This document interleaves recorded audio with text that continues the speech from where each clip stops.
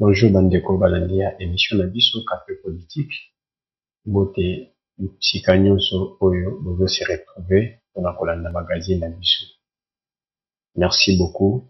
Merci Bandeko. Na ebiki boza ebele où vous partagez émission na biso. Na kosenga yo ceux qui zambara liboso ya colonne na biso, pour s'abonner à la chaîne na biso et pour partager émission na biso. Chers amis, vous savez que c'est depuis la nuit du mardi Oyo gouvernement ya sika oyo tobandaki kozela ya Judith Suminwa ebima, mais ebimaki mardi na butu. Kobima oyo gouvernement ebimi eza ya 56 membres, contrairement na gouvernement Sama Lukonde oyo ezaki na 57 membres. Na kati ya 56 oyo on a reconduit plus ou moins 12 ministres au bazar reconduit. À peu près 12 ministres au bazar reconduit. Na kati ya 12 ministres, nous allons essayer dans cette émission ya koyeba Oyo Félix Oisier Koyemba, que demande le peuple. Mais nous n'allons pas parler de que demande le peuple, mais nous allons parler de qu'attend le peuple dans le gouvernement Judith Suminwa.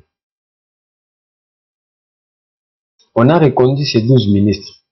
Bien que, Balobana français, qu'on ne change pas l'équipe qui gagne. Et ces ministres, donc on m'a expliqué, Kozongela, passé na bango na musala ndenge basalaki na kati ya gouvernement Sama Lukonde. Est-ce qu'ils ont bien travaillé? Est-ce qu'ils ont été à côté? Donc, ça l'analyse ya ministre moko na moko na kati ya émission. Avant de commencer, d'entrer dans le vif du sujet, na kosenga bino bo s'abonner na chaîne ya biso bandeko. Ceux qui zamba la biso ko la biso. Bo s'abonner na chaîne ya biso. Lisingi otozo senga bino ya wana. Ezakaka pour s'abonner na chaîne. Chers amis, et sur ceux qui sont sur Facebook na bo sali binoté, bo s'abonner na page na biso. C'est toujours Victoria HD na Facebook, sur YouTube c'est Victoria Media. Bo s'abonner na chaîne na biso. Chers amis, ma Congolais, les mystiques. Ma Congolais, toujours vivre qu'à la distraction. Biso peuple congolais et les leaders de l'opposition et tous les politiciens, même la société civile, toujours mon ils se comportent de la même manière. Et là, le gouvernement nous devons regarder pas la taille du gouvernement, mais nous devons regarder les compétences des membres du gouvernement. Est-ce que ce sont des personnes compétentes? Sous d'autres sièges, basala kabongo. Batala ka compétence ya mou. Batala ke koro na yete. Batala ka compétence na yi. Mais qu'est-ce que nous avons assisté dans sortir gouvernement Suminwa? Ce sont les ressortissants de telle province, de Fulani province, qui viennent que nous ne sommes pas représentés. Nous n'avons pas un ministre.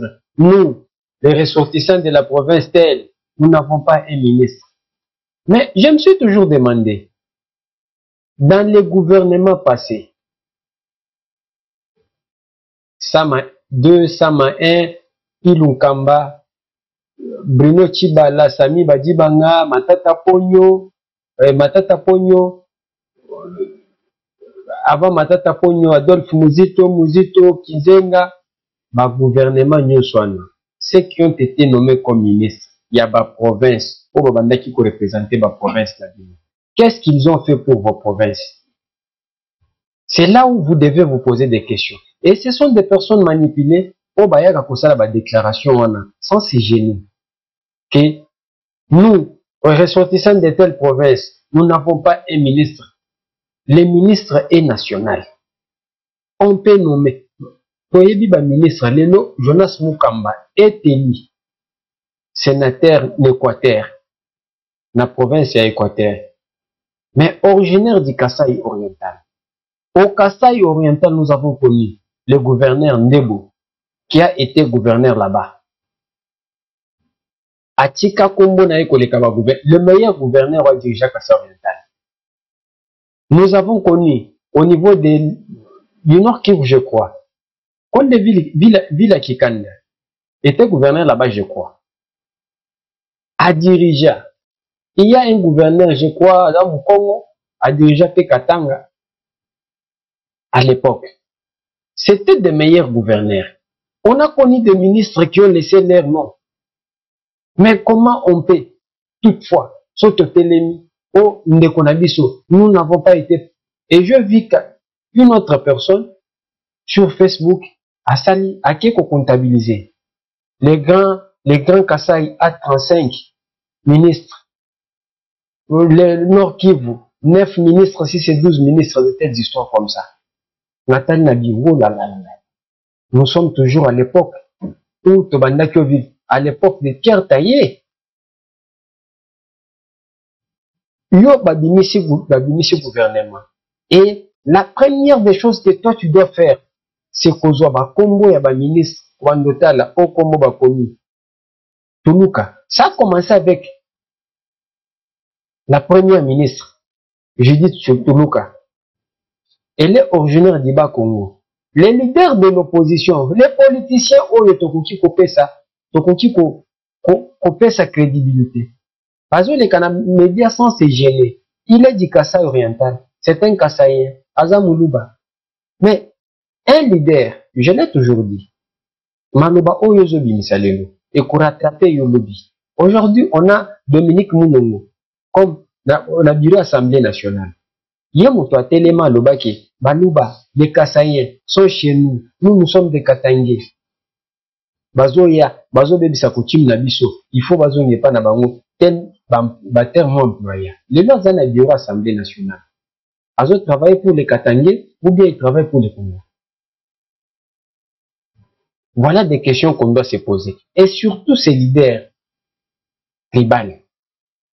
Yo Okoya Keno, yo leader, osa peut-être président d'un parti. Un parti qui est appelé à être implanté à travers la République démocratique du Congo. Ozoya Kobando comptabiliser du Congo. Et pourquoi le gouvernement nous se bima depuis l'époque il y a Mobutu, Bobanda qui comptabiliser. Le gouvernement, toujours net régime à Kabila. Bobanda comptabiliser, il y a combien autant de Katangé, il y a autant de Kassaï. Bobanda qui au salangote ponani. Là c'était mieux. Le nom de Boye Koyeba sous Tshisekedi, il y a comptabiliser le ministre. Bikono na bango ke oh yo bato ekolo boye pona ningu bandeke sala ngona régime à Kabila oh bino nyonso apo la plupart oh yo bazan opposition ce sont des kabilistes aussi oh bandaki olia na Kabila bandaki mbela umela pourquoi vous ne le faisiez pas tant que bandaki Kabila bandaki nomele biso ba ministre bino ba ministre et j'ai trouvé que tozana batu une opposition faible.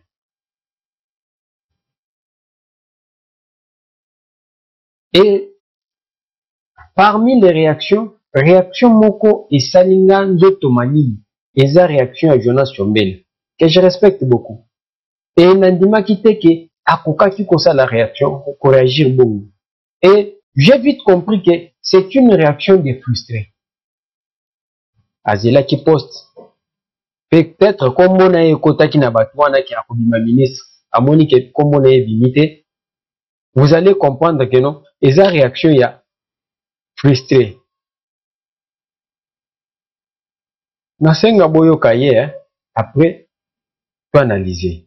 Expliquer les choses et nous avons ce que vous appelez aujourd'hui gouvernement, mais c'est un remaniement pur et simple. C'est du déjà vu. Nous nous souhaitons bonne chance.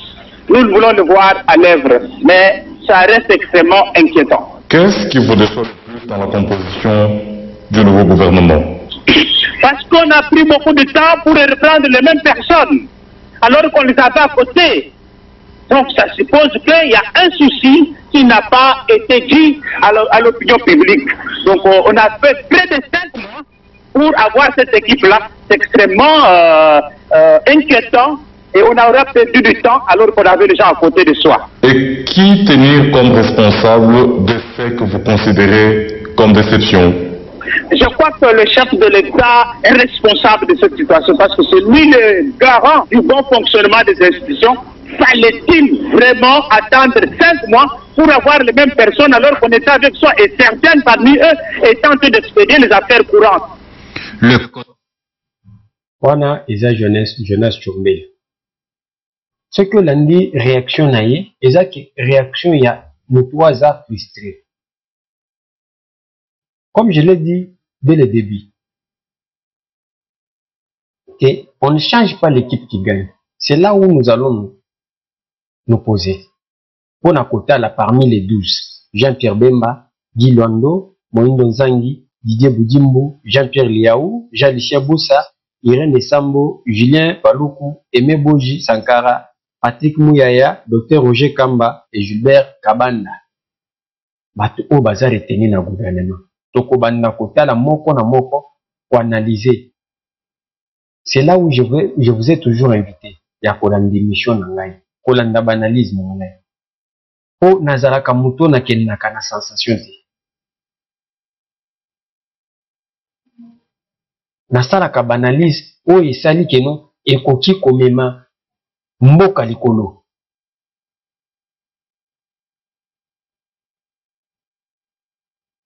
Je ne sais pas. Jonas Tchombela a ko expliquer biso la différence entre gouvernement oyo bauti konome na remaniement ministériel. D'après lui, je ne sais pas, je n'arrive pas à comprendre ce qui va salir gouvernement. Bâtir 10 ministres, avec les 12 ministres sur 57, ça représente à peu près 10,7%. Et 20,7%. Il y a des ministres. Donc à peu près 79%. Bakweyi, Bakeyi. Sur ces 12. Donc 45 ministres bazati. Bazonité. Va retenir qu'à 12. D'après lui, il fallait bangonyo sobakeli. Tala moté mamabe à Congolais. Et ok, parmi les 57, il y a des gens qui ont bien travaillé. Est-ce que Mokonzi Mboka pour effacer le gouvernement si il faut azo batuyo swana abengana bango pour na kosepesa Jonas Tchombela? Je vais commencer avec Jean-Pierre Bemba. Jean-Pierre Bemba était ministre de la Défense. Autant que tout ça l'analyse, il faut toyeba. Ce que je vais dire, est-ce que ministre, ce qui te le dit qui a travaillé bien, c'est le langage de l'opposition. Kingani a sali bien te. Mais baku kakate kobanda pour expliquer batuke non. Tala avec des indices clairs. Tala akutaki eloko boye. Mais eloko wana parce que balo makamwa ki asalaki bien tana. Même l'opposition a commencé même par le président de la République. Akutaki eloko boye. Ati et comme na niveau na tour na ye ekiti boye. C'est ça des indices clairs. Na tour ya prédécesseur na ye, tali loko ane telemaki boye, et komi boye, et baby. C'est ça, oh balobaka ke muto asali bien te. Mais on ne peut pas créer un vrac asali bien te, sans des indices clairs. Je vais commencer avec Jean-Pierre Bemba. Jean-Pierre Bemba est ministre de la Défense.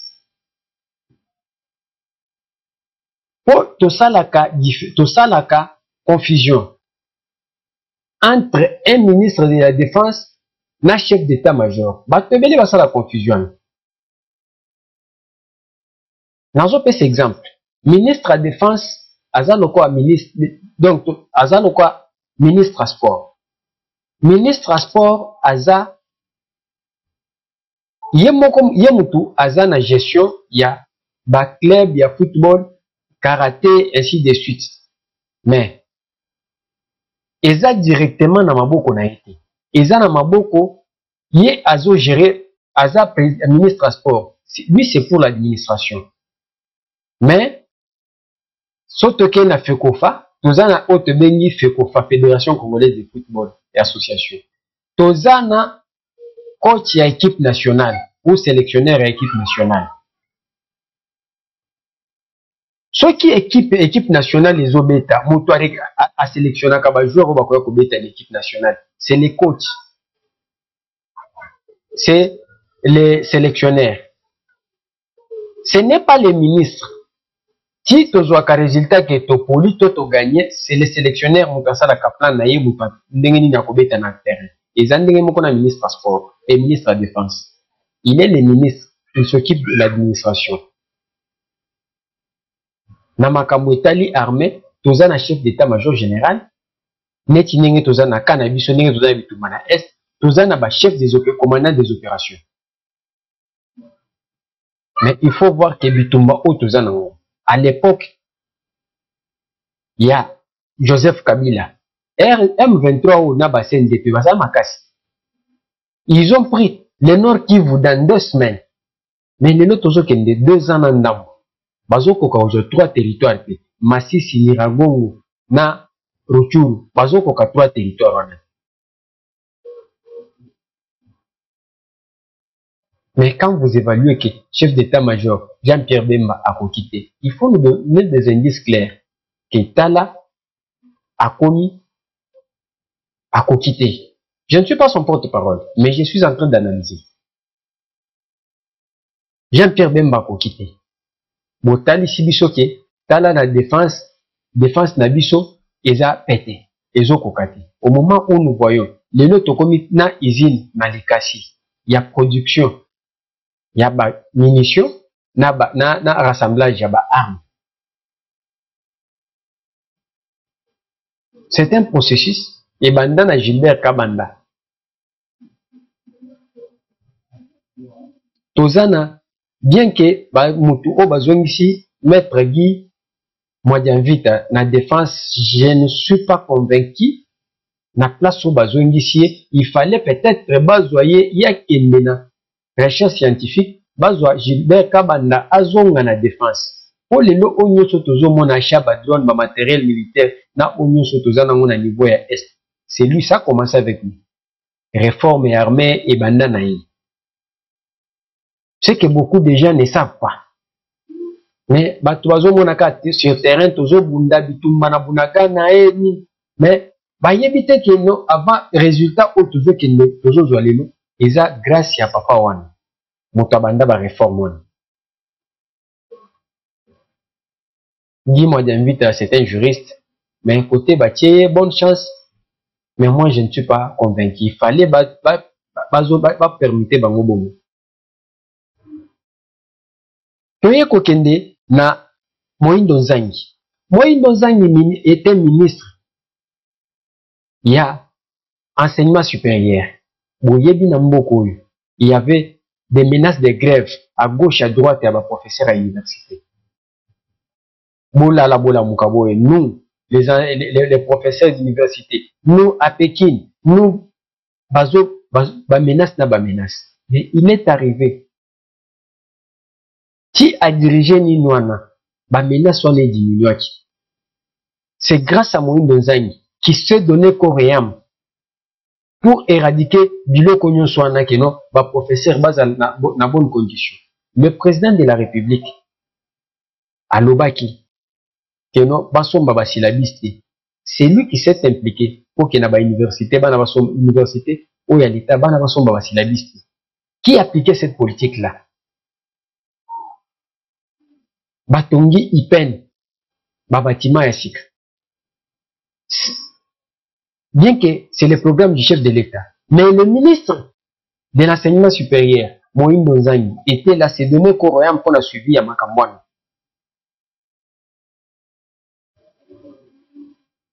En dehors de Moïndo Nzangi, Toye Kokende, na Didier Boudjimbu. Didier Boudjimbu était ministre des hydrocarbures, bien qu'il y ait un sport. Maître Didier Boudjimbu abandi nanu na ba bloc pétrolier. Exploration. Si tu as découvert 26 blocs pétroliers. 26 blocs pétroliers, toke nango, si asali appel d'offres, oyo, ba investisseur baya. Vous savez, on a ba landaka politique. Ba dit qu'on a eu des menaces de la part des impérialistes, ba occidentaux na ba américains. Ba menacer ba investisseurs ba lingai ba ko exploiter pétrole. Pour bayebi que na pétrole ba 26 blocs pétroliers na biso, ceux qui t'ont exploité en tu peux gagner des milliards, plus ou moins 8 milliards de dollars par an. Et ceux qui ont gagné 8 milliards, tu ajouté un budget d'Abisso, on aura au moins un budget de 25 milliards de dollars. Et c'est payé ça bangote. Ça la menace tout na koko sake nini éco-déranger environnement.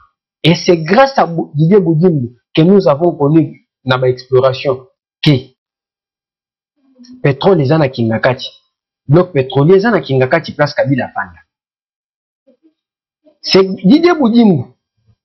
Il s'est donné corps et âme dans le ministère de l'hydrocarbure. Vous savez que Kabila a joué un bloc pétrolier, Nyonso Oyabiso, à Kabila, Dan Getler. Tokenda la justice et comment que Baba n'a pas négocié. C'est Didier Boudimbo qui s'est impliqué pour négocier et pour arracher le bloc pétrolier dans la négociation na Dan Getler.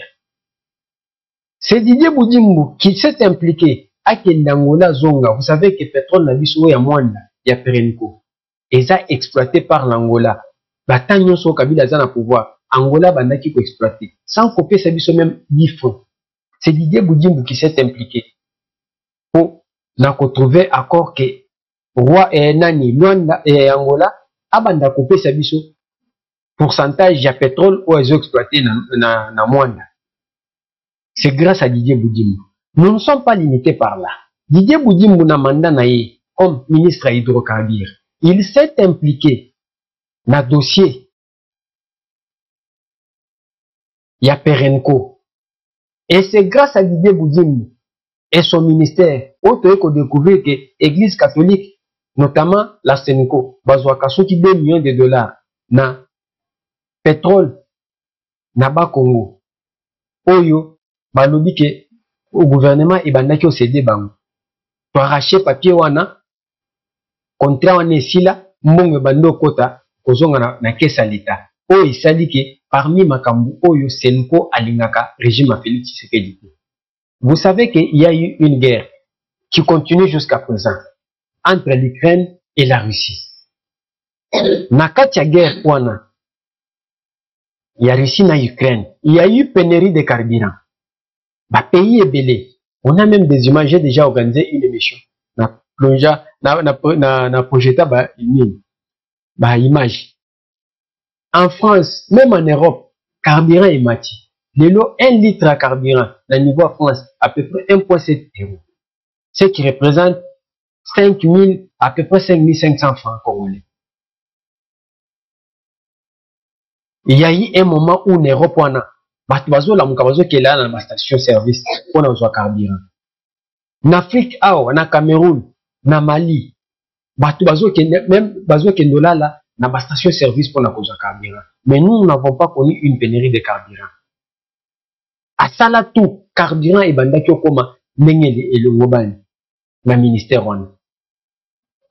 Et il n'a pas commencé aux hydrocarbures. Il a été vice-ministre de l'EPST. Au moment où il y a une injonction dans FCC à Kabila, c'est lui qui s'est foumonné pour appliquer gratuité enseignement. Didier Boudimbo. Est-ce qu'il ne mérite pas d'être reconnu? Nanongwe na Didier Boudimbo. Nakena Jean-Pierre Liaou. Jean-Pierre Liaou, Lelo, ce sont des fonctionnaires qui ont accepté, qui ont demandé au chef de l'État que Bazongi Saï. Ce n'est pas la société civile. Oh, il y a Dino Wana. C'est les fonctionnaires, Bangomoko. Et les syndicalistes, il y a des fonctionnaires qui font partie de la société civile. Oh, Basengaki qui est Jean-Pierre Liaou Azonga. Nous connaissons les résultats. Jean-Pierre Liaou comme ministre, il y a fonction publique. Kabila Azoba Toapé perdé.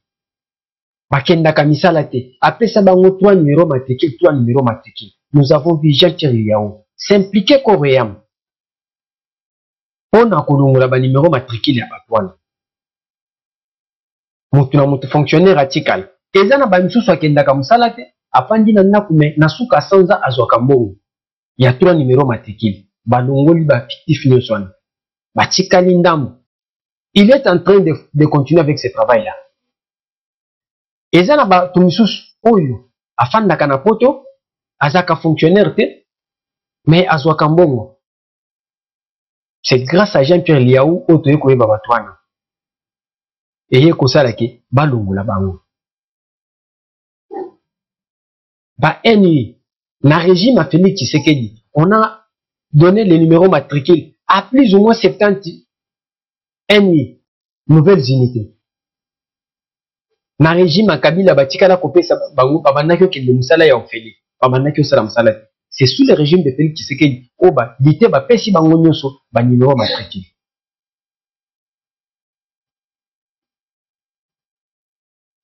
Moto abongo azo mérité te. Je passe Jean-Pierre Liaou, je crois que nako le bébé te makambo bele ko le basio Jean-Pierre Liaou ezali mais naleki. Je vais parler de Jean-Lucien Boussa, Azan ministre du commerce. Jean-Lucien Boussa, ministre du commerce extérieur. Il a aussi beaucoup travaillé. Il a beaucoup travaillé. Nabosana qui ministre moko ou va reconduire, c'est Didier Mazenga. Oui. Jean-Pierre Naleki, Jean-Lucien Boussa, il a travaillé dans le commerce extérieur. Jean-Lucien Boussa. Vous savez que ezana biloko ebele oyo ebandaki okotawa. Biloko msusu périmé akanga biloko msusu kutu. Ezokota awa périmé à partir à Maroc. Grâce à ba service nae bakangango. Irène Sambo asala pe pona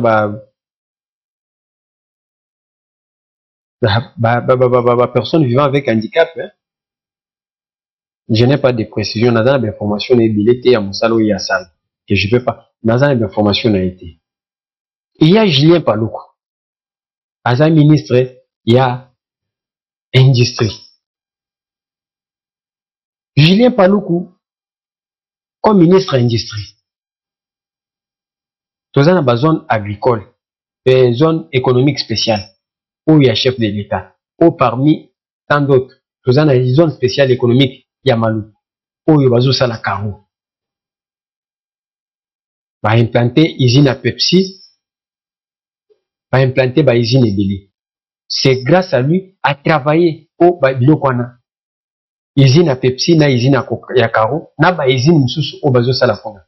D'ici là, ba kokendo inauguré yango. C'est grâce à Julien Paloukou. Julien Paloukou, toke na Katanga, ba minoterie ezakuna. Ba zone spéciale wana azaki na kati ya ko s'impliquer, ko travailler ko réam. Pour ba zone spéciale wana nyonso bandasal. Et ce sont des Congolais qui seront engagés et qui sont engagés dans ces industries-là. La personne ne mérite pas. Aimé Bodi, ministre Abidjan, na gouvernement Samalukondi. Kabila nous a laissé à Sali 18 ans, à Tikano Kouma Abidjan à 5 milliards.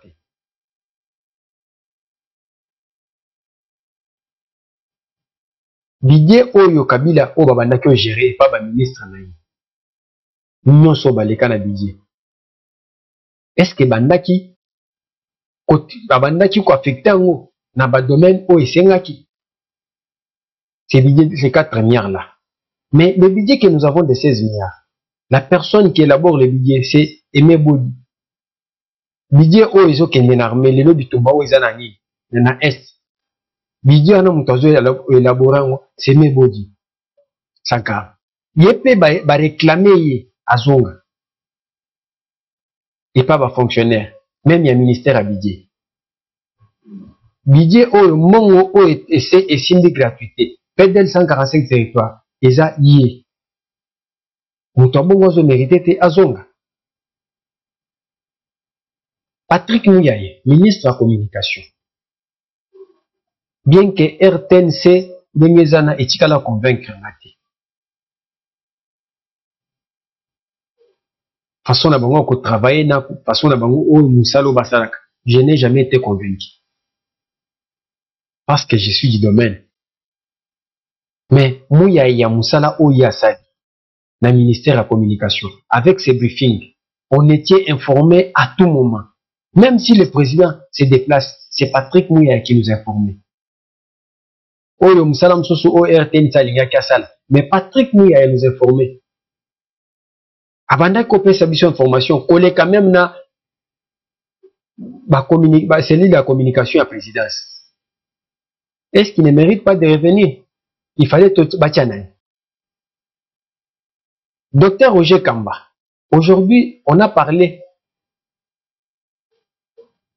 de la gratuité de la maternité, ou bien programme de la santé universelle. Moutoua Sindiango, c'est le docteur Roger Kamba. Ouazalaka conseiller à président de la République. Si aye kokomana au gouvernement, Saman Kondede, comme ministre de la santé. Il a travaillé à se donner corps et âme pour un programme OYO. Après le départ, il y a ministre, il y a santé et Tenilongondo. Il y a un oisui. Ministère wana. Tout ça qui n'a Covid. Il y a un moutoaketi à qui on a Covid.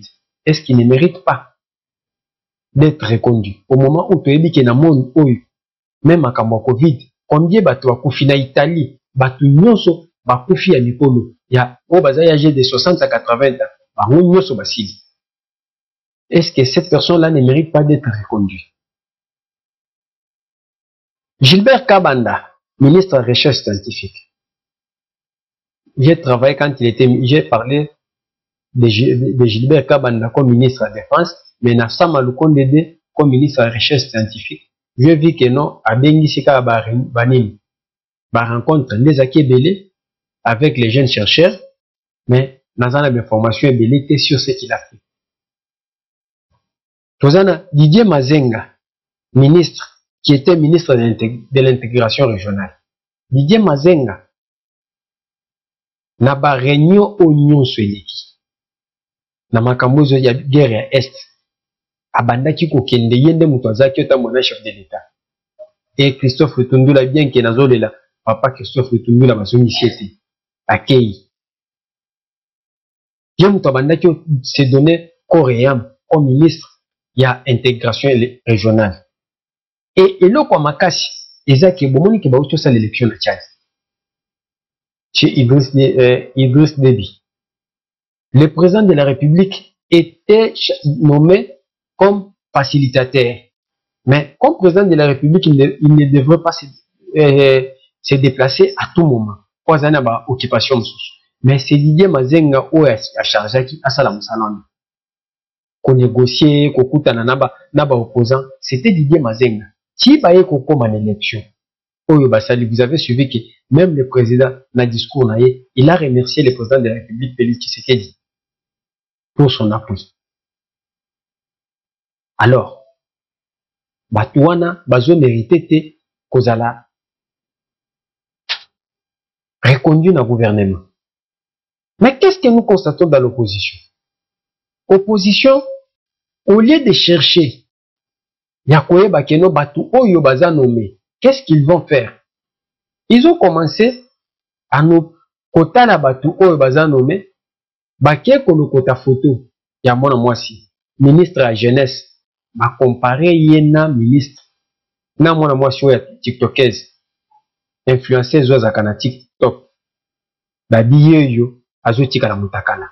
Et ce qui m'a beaucoup fait rire, et que namoni même na batu ya Kabila, on a l'obareke, bango il faut bakanga munoko même pendant 30 ans, bazo lobate. Basupe, babandi ko publier yango.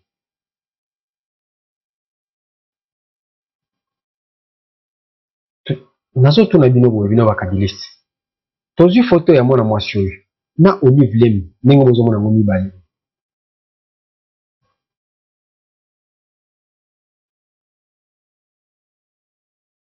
Nani alati tokolo bake alati kitoko. Nani tokolo bake alati bien. Po na ko bando critiquer ko lo bake yende ministre ya yende ministre à jeunesse. Mais yé ce qui mais ezayete ko oyo tiktokers oyo aza mutu mususu ministre ntango mwana mwasi oyo asalaka babezi na ye na nini mutu oyo aza lelo ministre azalaki bourgmestre adjoint naza na foto na ye nakoti yango mpe lisusu est ce que bourgmestre akoki kozala azwa à cette époque là mpona nini ntango abandaki osala obandaki osala tekele botala bourgmestre makambo azosala lelo nde bomoni akoya kotya photo na ye. Supposons que c'est Yé aza ministre. Et à l'époque, Azaki Koutou ministre. Supposons. J'ai dit que supposons que Esaïe. Na Yé, na moi si première, ex-première dame. Oualati. Akogi ko la tape vous.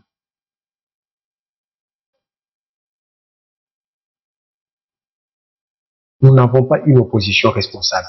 Une opposition qui peut faire. Et je vis la réaction des frères Sepeng. Bazo partagé mon Facebook qui dit que non, le gouvernement soumis est accouché d'une grossesse par césarienne. Nathalie na lobby, mais bateau yo, il faut bayo kasoni bateau à 4%.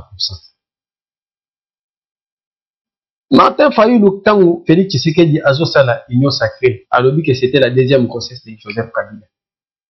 La deuxième grossesse de Joseph Kabila, mais totali tomoni tango mukolo grossesse. Toke élection mukolo grossesse, libanda mboka kini, panda kima. Atika la koya ko participer à l'élection teye mukolo grossesse.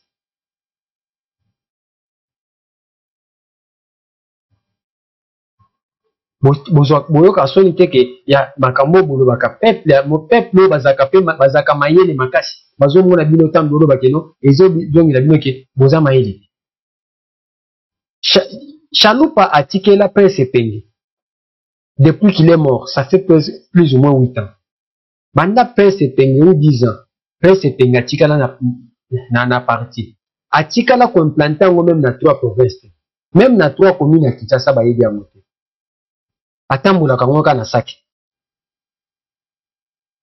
Au moment où tozo mona ndeko Lézère, aye sima créé parti sima. Le parti en ndeko Lézère, ils ont implanté même en Europe. Ça devrait interpeller ndeko epengeke non, il faut nasala ki nasala parti ya munene na implanté parti on a tika ba parti. Mais si le gouvernement Judith Soumina est une grossesse oyo baboti na césarienne, mais l'opposition que nous avons a accouché un mort-né oyo togoki komona kotinda tako kwa maite komo na césarienne akobo kwa akokola bakotinda ye mai mais mort-né akotika lobota akotika kokola te. C'est ça le bébé que l'opposition a accouché. Analyse autres ça, ce sont des analyses où les opposants balinga bafan basal, mais ils n'ont pas fait. Mais voilà la stratégie de Félix Tshisekedi. Il y a l'un de vous qui était avec vous dans l'opposition, Constant Mutamba, qui parlait aussi trop, qui parlait trop, mais Tshisekedi l'a mis en défi.